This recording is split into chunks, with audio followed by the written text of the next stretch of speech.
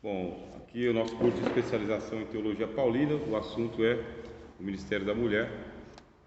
Tomem a palavra, tá, irmãs e irmãos? Tomem a palavra quando for dar a oportunidade, se pronuncie mesmo, porque é a grande oportunidade que vocês têm para tratar desse assunto. Aqui é a página 154, tá? O apóstolo Paulo tem sido chamado de misógino e filógeno, acusado de machista e feminista, conforme a ênfase de seus comentaristas recaia sobre as passagens restritivas. Passagem restritiva é quando o apóstolo Paulo está tratando de um assunto especificamente para aquela comunidade, para aquela situação, aquela ocasião. Então aí, lógico, o apóstolo Paulo ele não pode se omitir. Está acontecendo uma situação dentro de uma igreja especificamente, ele vai se posicionar. Agora Paulo sabe para onde que ele está escrevendo e com quem que ele está falando e do que ele está falando. Paulo tem uma teologia que é uma teologia geral e ele tem uma que é localizada.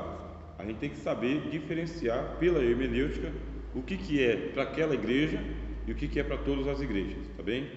Então eles vão citar aqui 1 Coríntios capítulo 14, 1 Timóteo capítulo 2, tá? E Efésios 5, 22 e 1 Coríntios 11, Gálatas 3, 28. A gente vai tratar dessas passagens aos poucos.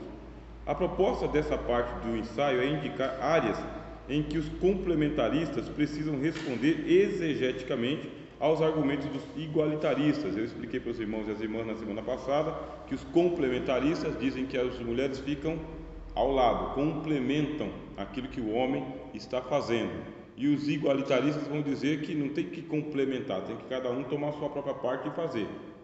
Quer dizer que o ministério das mulheres não seria secundário, tá bem? Seria de acordo com o dom que Deus der para cada uma delas. Então são as duas posições que nós temos aqui. O texto de 1 Coríntios 7, tão debatido quanto o tema, é o divórcio, tá? E traz importantes ensinamentos para compor uma teologia bíblica da mulher. Então vamos lá. 1 Coríntios capítulo 7, versículo 1 e 2. Bíblia.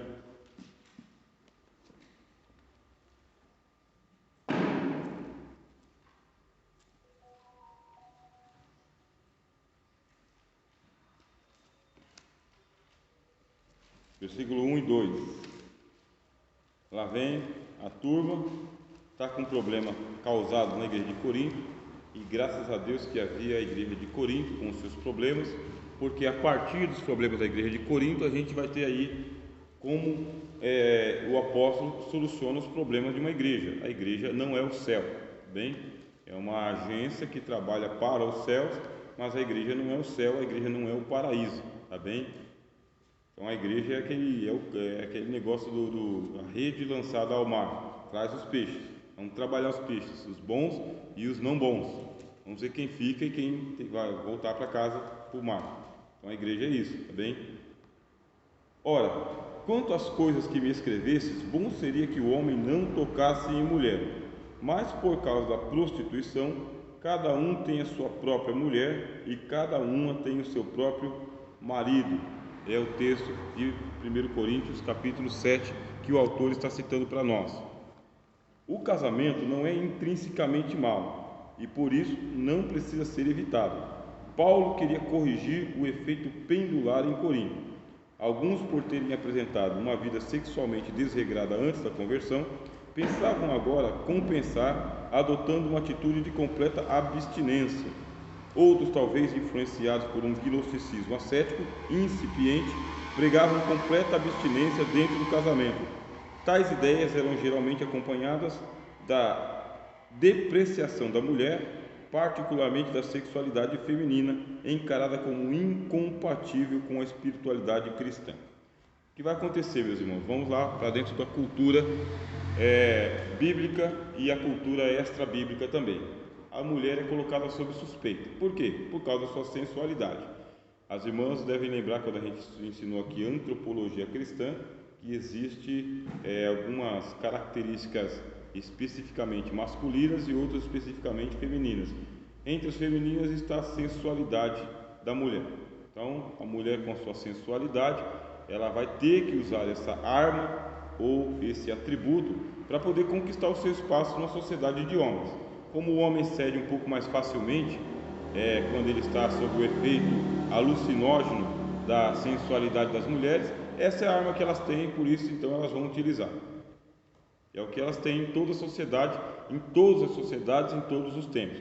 Então as irmãs precisam compreender que hoje vocês têm um lugar na sociedade onde a sensualidade ela já não é prioritária, ela acompanha, mas a mulher não precisa usar a sua sensualidade para conquistar os seus espaços. Na sociedade democrática, o que vai acontecer? É inteligente, é forte, é corajosa, é saudável, vai para cima e conquista seu espaço e ponto final. Essa é a realidade. Agora, nessas sociedades mais antigas, bem mais machistas, bem mais patriarcais, quer dizer que o que sobra para a mulher? É seduzir os homens. Tem que seduzir os homens, tem que convencê-los, tem que enfraquecê-los. E como que se enfraquece um homem? Você vai se insinuar para ele sensualmente. Vai usar o corpo, os olhos, o cabelo, a dança, a música, o perfume, está provocante, é o que tem. É o que tem. Tanto é que os homens vão manter as mulheres sob suspeitas. Quando você lê um livro como Provérbios, por exemplo, capítulo 30, a mãe do rei Lemuel dá um conselho para ele e falou: opa, cuidado com as mulheres, hein? Principalmente com as cortesãs. Se você entregar o seu cajado para ela, acabou seu reino, já era para você. Aí ela vai dizendo para ele ficar ligeiro. A mãe de Lemuel diz para o filho ficar ligeiro com as mulheres, porque elas precisam ter o lugar delas também ali no reino. E o caminho mais fácil ainda é o buque rosa. Isso aí nas antiguidades. Eu não acho que seja um caminho fácil, tá bem? Mas quer chegar mais rápido? Seduz, vende o corpo. Então o que acontece? Paulo vai pregar o evangelho agora em Corinto. Prega o evangelho em Corinto, começam a se converter os homens e as mulheres. Corinto, aí a gente tem que contextualizar, não é uma cidade qualquer. Corinto, eu já falei aqui outras vezes, é uma província dentro do Império Romano, uma província grega na Acaia, e ela é uma província portuária, quer dizer que para passar de um lado para o outro do continente asiático para o continente europeu, passa-se por dentro de Corinto. Então é uma cidade portuária, são várias ilhas, bem. E o que acontece nessas cidades portuárias? Ali acontece muita prostituição, mas é muita, porque os viajantes, os navegantes, os marinheiros passam 6 meses, 1 ano no mar. Quando chega na cidade eles querem prazer, descanso, e vão procurar as chamadas prostitutas. E em Corinto tinha muitas mesmo, que praticavam tanto a prostituição comum doméstica quanto a prostituição sagrada. Prostituição sagrada por causa que elas iam servir os templos com o seu corpo. Elas se vendiam como sacerdotisas para os templos, elas vendiam o serviço delas. Uma parte ficava para elas e outra parte ficava para o templo. É só ficar por aqui. Quer dizer então que os capitões eram os sacerdotes e elas eram as mulheres que vendiam o corpo. O apóstolo Paulo vai pregar em Corinto e aí a gente sabe como que são os comportamentos das mulheres que se dedicam à prostituição. Sensualismo mesmo, no andar, no falar, no olhar, na insinuação. Paulo prega para essas mulheres e ele fala, elas se convertem, vão para a igreja e muitos dos homens que frequentavam o porto também se convertem.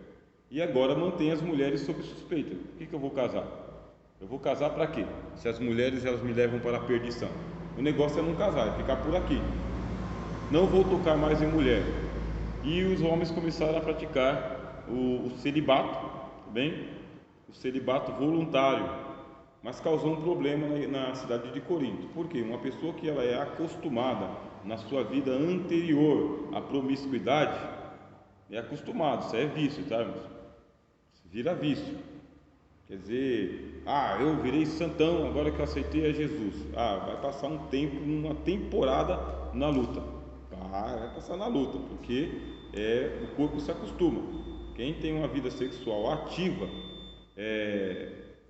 o corpo se acostuma. Então ele pede, tá bem?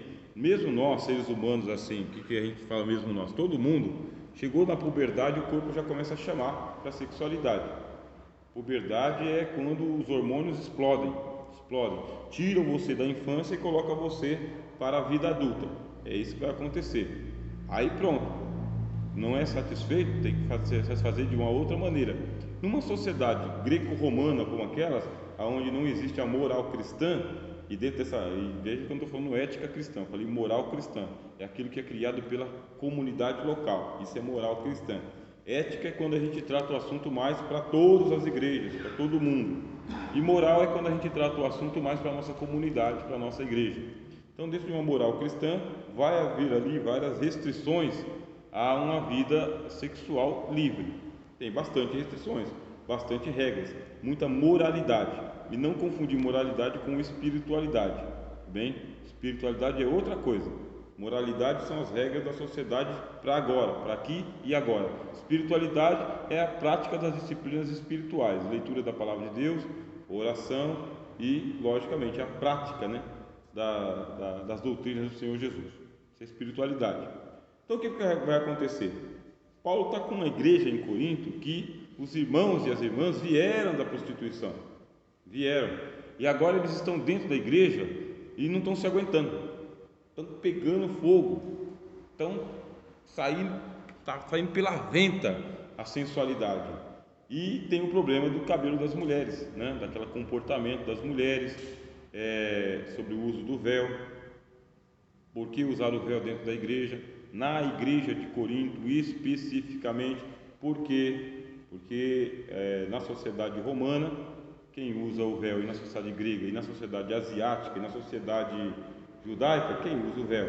A gente explicou aqui na aula passada, as meninas virgens usam o véu, as mulheres casadas usam o véu, as mulheres viúvas usam o véu, e as outras mulheres que pode ser passou pelo casamento e não está mais no casamento, ou são prostitutas, usam o cabelo, bem?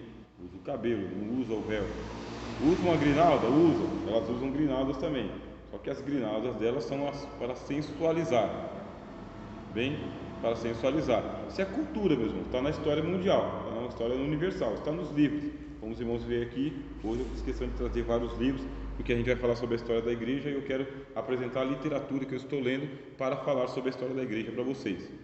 Quer dizer, isso está nos livros. O apóstolo Paulo plantou a igreja num lugar problemático, onde a cultura liberal, libertina, não colocava essas regras. Homens e mulheres que acabaram de vir da prostituição estão montando a igreja, estão vindo para a igreja. E aí, casar ou não casar? Ficar sem casar. Paulo fala, vocês estão se abrasando, começa a casar, filho. Vai e casa, é para casar. Paulo fala, ora, quantas coisas que me escreveste, o pessoal estava com confusão na mente lá, escreveram para o apóstolo Paulo. Bom seria que o homem não tocasse em mulher. Rapaz, eu passei por um casamento, tive uma vida pregressa, uma vida na prostituição, e agora o que eu faço? Eu não estou me aguentando. Aí Paulo falou, bom seria que você não tocasse na mulher. Mas por causa da prostituição, do homem e da mulher, lógico, né? Cada um tem a sua própria mulher. E cada uma tem o seu próprio marido, não escreveu só para os homens. Quer dizer, tanto homens quanto mulheres têm uma vida sexual ativa, tendo uma vida sexual ativa, precisa exercê-la. Do contrário, Paulo vai falar aqui ao longo da carta dele, que ele fala que é melhor casar do que se abrasar. Não tem alternativa. Ou recebeu de Deus o dom, que a Bíblia vai falar que é para ser um eunuco, tá? Eunuco é alguém que é celibatário. Ou recebeu de Deus o celibato, o dom do celibato. Se recebeu o dom do celibato, significa que essa pessoa ela não tem, sabe, os seus impulsos naturais para a sexualidade. Não tem, simplesmente não tem mesmo. É fleuma. O que é fleuma? Fleuma é uma doença ela é psicossomática. O fleuma é psicossomático, tá? Ou pode ser só psicológico, ou pode ser somático. O que é o fleuma? É a ausência, tá? A ausência do sentimento. Isso é o fleuma. Ou a ausência da dor. Isso é o fleuma também. Então a pessoa pode ser fleumática nesse sentido. Ela não sente paixões, ela não tem paixões. Acontece uma sublimação na área da sua sexualidade. O que é sublimação? Ela está pensando em outras coisas que o corpo parece que não faz falta. Faz falta. O corpo ele também faz isso, também. Se você estimula demais a sua sexualidade, aí os hormônios vão sendo produzidos em alta escala industrial, dia e noite. Você pensa nisso, cheira isso, ouve música disso, vê filme disso, vê foto disso, não tem jeito. O seu corpo vai produzir os hormônios suficientes para que ele fique turbinado. Agora, você vai para a sublimação, nem pensa no assunto, não faz diferença, não faz cócega, não faz diferença. Sublimou. Pode ter recebido de Deus, então, o dom do celibato. Homens e mulheres receberam. Agora, tem alguns que se fazem eunucos por amor do reino dos céus. Quer dizer que tem que passar por uma espécie de castração. Bem, castração. Hoje tem a castração química. Quer dizer que pode acontecer aí uma pessoa fazer um voto de celibato, que são cada das freiras, dos monges, dos padres, fazem o voto de abstinência, de celibato. Consegue vencer a natureza? Aí a natureza vai mostrar para nós que não consegue vencer. Bem, não consegue vencer. É gigantesco o número de homossexualismo em conventos, tá bem? E também nos mosteiros. É gigantesco o testemunho e depoimento, tanto dos que estiveram lá dentro quanto dos que estão ainda, que denunciam esses casos, não somente de homossexualidade, como de pedofilia. Em muitos casos a gente teve aí muitas denúncias de pedofilia também por parte dos padres das igrejas que não, os pastores não se casam. Igreja anglicana que não se casava, igreja ortodoxa não, igreja católica, bastante, teve muita denúncia também. E logicamente que a gente não fica restrito ao mundo católico e a esse outro mundo aí dos mosteiros. Existe também casos de pedofilia em vastidão no mundo evangélico, tá? E de homossexualismo também. Agora não é por causa é porque a natureza já colocou as pessoas para se casarem e ponto. Chegou na puberdade, o corpo já vai começar a produzir hormônios e a atração sexual é natural, é comum. Não recebeu de Deus o dom do celibato, não recebeu, fez um voto de abstinência, consegue seguir no seu voto de abstinência? Paulo fala: olha, se você for igual eu e Barnabé, consegue, porque eu e Barnabé a gente faz missões e não tem filho espalhado por aí afora, nem caso de homossexualidade, homem com homem, mulher com mulher, não tem. Paulo não mexeu com Timóteo, ele era um menino mais novo, também não mexeu com Timóteo, não tem. Agora, não recebeu o dom de Deus e não consegue se manter no seu voto de abstinência, quebra o voto e se casa, cara. É só isso, não complica a natureza. Passou por um casamento, o casamento desagou, não deu em nada. Agora eu não caso com mais ninguém. Consegue? Consegue, beleza. Não consegue? Casa de novo. Porque aqui o texto está falando o seguinte: cada um tem o seu próprio marido e cada uma tem a sua própria mulher. Bom, um para um. Questão do divórcio a gente vai aprofundar ainda, nós vamos falar porque tem que falar, tá bem? Mas começa por aqui. Então Paulo está corrigindo um erro localizado na sociedade de Corinto, está mandando os irmãos pararem de sensualizar um com o outro e fala: começa a se casar, mesmo que passou aí por uma vida pregressa difícil, acostumou o corpo com isso, então vai lá, casa com uma varoa de Deus, um homem de Deus, e mantenha o equilíbrio da sua vida com Deus e a sua vida conjugal, mantenha o equilíbrio. Pronto. Acontece com homem e mulher. Então aqui ele vai comentar para a gente, né? O tom da concessão que Paulo usa nesses dois versículos não deve ser entendido como depreciação do casamento, especialmente pelo fato de não dispormos a pergunta que originou a resposta. A gente não sabe qual foi a pergunta que fizeram para Paulo, então a gente tem uma dedução. Alguns estudiosos pensam estar relacionado com pessoas e casais que desejavam dedicar-se ao ministério, o que conferia outro tom às palavras de Paulo. Outra coisa também, as mulheres eram mantidas sob suspeita, né? Como diz para os irmãos e as irmãs, as mulheres eram mantidas sob suspeitas e elas eram evitadas como sendo elas a causa da queda do homem. Aí a gente vai ter que responder: é isso mesmo? Então que a mulher é a causa da queda do homem? Aí ela vai ser evitada por causa disso aí? ou o homem cai por si mesmo.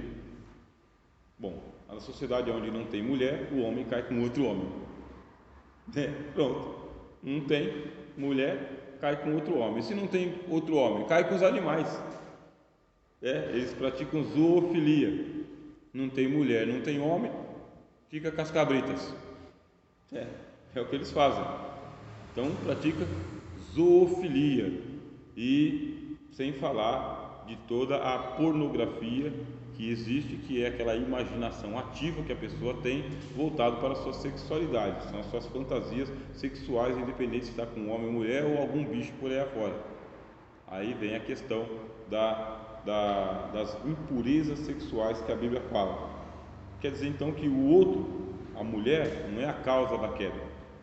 O problema está no que o apóstolo Tiago falou: cada um é tentado quando atraído e seduzido pela própria concupiscência. Bom, vamos fazer perguntas?